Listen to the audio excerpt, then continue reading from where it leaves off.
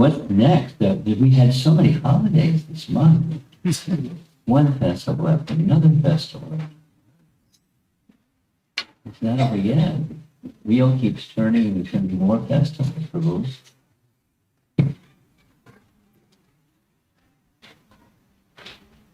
Besides our American Thanksgiving.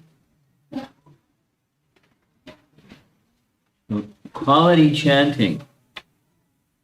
I was asked to speak something about the importance of chanting with quality. So that's going to be our topic.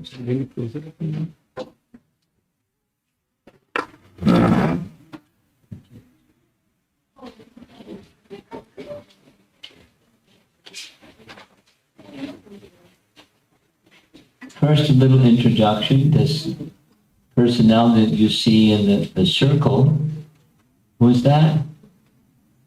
Rupa Goswami. And Rupa Goswami has written a very nice, one of many very nice verses describing the quality, what it's like, quality chanting. And this is from one who knows what quality chanting is.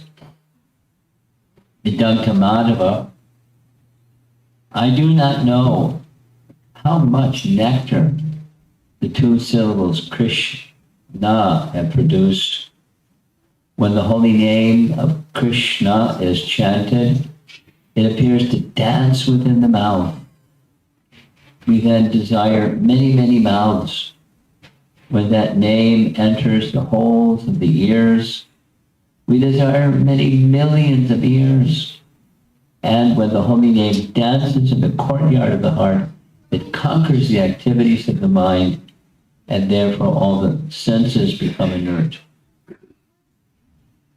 There's a child making some noise, and if some parent can do something about the child that's making noise, please do so. Upstairs?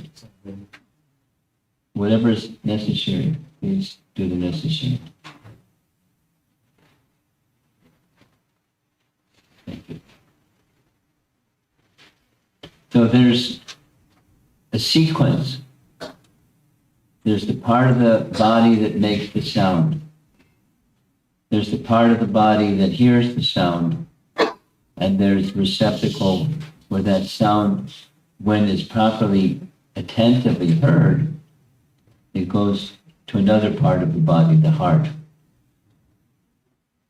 The courtyard of the heart.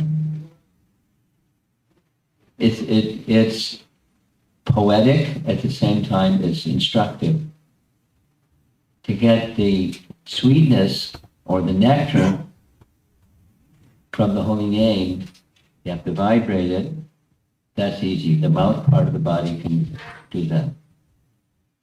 The ear part of the body is, sometimes we're not paying attention to the sound and the mouth is going and the ear is somewhere else. And the mind is, because the mind is somewhere else.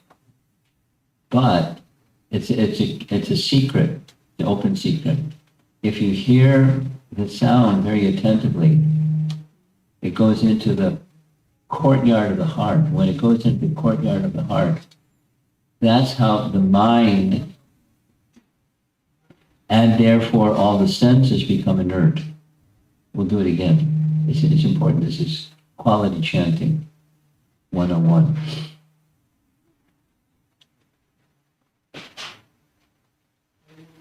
Make the sound. Most triple, most important. Hear with undivided attention. That takes practice, it takes some discipline. But when it's done with practice and with discipline, then something happens. The sound goes into the heart. Because according to our scriptural teaching, the soul is in the region of the heart. That means it touches the soul. Sound moves matter.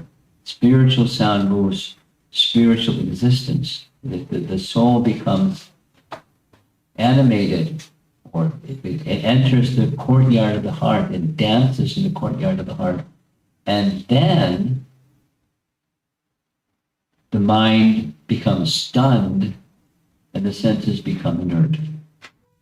So control of the mind and senses is made possible. Yoga indriya samyama from the scripture. Indriya samyama, the senses must be controlled. Yoga means to control the senses. The senses can become controlled by hearing the sound. Say it negatively. If you don't hear the sound, your mind is going to be all over the place. If you hear the sound, your mind becomes captured, stunned, and the senses become inert. Yoga practice is chanting Hare Krishna mantra attentively, in a nutshell. And the very, very beginning part, such nectar, but we don't taste that nectar. Most of us don't taste that nectar because we're not hearing. We make the sound, but hearing is the next step, the most important step. Vidagdha Madhava. Here's a nice photograph of Srila Prabhupada on a morning walk, and he's speaking about quality chanting. Here's what he says. Why 16 rounds? Why not 16,000 rounds? That is the meaning of quality. Therefore, chant at least 16 rounds. When you come to chanting with quality, you will feel, why 16 rounds? Why not 16,000? And that's a lot. But why not? When there's taste, when there's quality, there's taste. And when there's taste, it's not something that's, you don't become satiated. But something material, you can become satiated. You can only eat so much at a certain point. Someone doesn't need to tell you. You can tell them. No thanks. That's not the kind of experience with something spiritual like the chanting of the holy name. Morning walk, Nairobi, 1975. However, many of us find ourselves in this space. We're hearing and chanting, but inside, barely changing. So why is that? So this is a little exercise in going beyond mediocrity, the path of bhakti, through quality chanting. That's the topic I've been asked to speak about. Now I hope the sound system works, but some of you may know. Oh, it works. Look at that.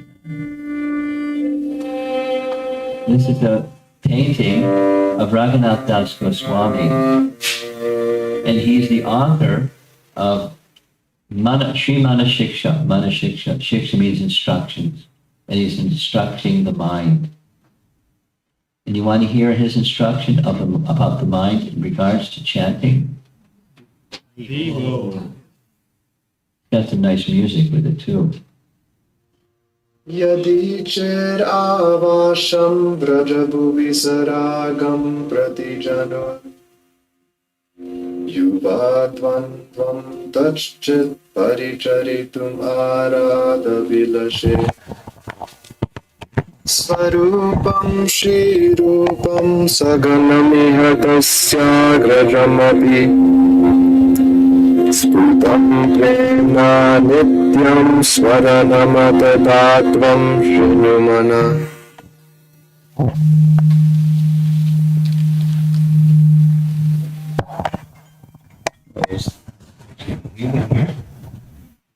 Here's the meaning also has some nice music, but it's a different person narrating the meaning. Listen, O mind. If you desire in every birth to reside in the land of Vraja with loving attachment and to serve the youthful couple of Sri Sri Radha Krishna in close proximity, then clearly remember and offer obeisances to Sri Swarup, Sri Rupa, and his associates in Vrindavan, and to Sri Rupa's elder brother, Sri Sanatan. Now, there's a GPS that says where you want to go. Where do you want to go? If you desire in every birth, notice in every birth it's not looking for, I want to get out of this place because it's crazy, but serving in Vrindavan, in the land of Raj, with loving attachment to the youthful couple Radha Krishna, in close proximity. The language is important, of course, but Raghunath Das, is in that position. He's serving the divine couple in close proximity. And he's giving a roadmap. This is how you get there. And it's become attached to those who are there, or those who are attached to those who are there. Now, as you know, when Raghunath Das Goswami reached Jagannath Puri, he took shelter of Chaitanya Mahaprabhu after much ordeal to get there, but he got there because he was very determined to get there. And Lord Nityananda made it possible for him to get there. There's details in this wonderful narration, but he got there. And we took shelter of Chaitanya Mahaprabhu. Chaitanya Mahaprabhu put him under the care of Swarup Damodar. And therefore he was known as the Raghu of Swarup, because there were other Raghunaths. But he was the Raghu of Swarup. And who is Swarup Damodar in Krishna Lila? Who is Swarup Damodar in Krishna Lila? Who's the most intimate servant of Srimati Radharani? Lalita. Swarup Damodar was in charge of. That means Swarup Damodar, A and B. He was constantly by Lord Chaitanya's side, so he knew A to Z of Lord Chaitanya's activities. And because of his intimacy as Lalita, he knew of his inner moods. And he explained all that. There's nothing that Raghunath Das didn't know about his activities and his inner moods of love. He is deeply indebted, eternally indebted to Swarup, and he's encouraging us who want that in our GPS. Of course, the chanting of the holy name is essential, but taking shelter of those who have that taste, have that experience. Of course, Rupa Goswami and his elder brother, Sanatana Goswami, because when Raghunath Das went from Jagannath Puri after Lord Chaitanya's departure to Vrindavan, his plan, as you know, his plan was, I can't bear the separation from Chaitanya Mahaprabhu. I'm going to offer my respects to Rupa and Sanatana because he had met them in Puri. And I'm going to jump off Govardhan Hill and give up. So his mood was like very melancholy, to say the least. And Rupa Goswami understood everything and told him, before he even said, I plan to give up my life, you can't give up your life. Please understand, you had the facility of being in Chaitanya Mahaprabhu's association. Well, we're way up here in Vrindavan, under the order of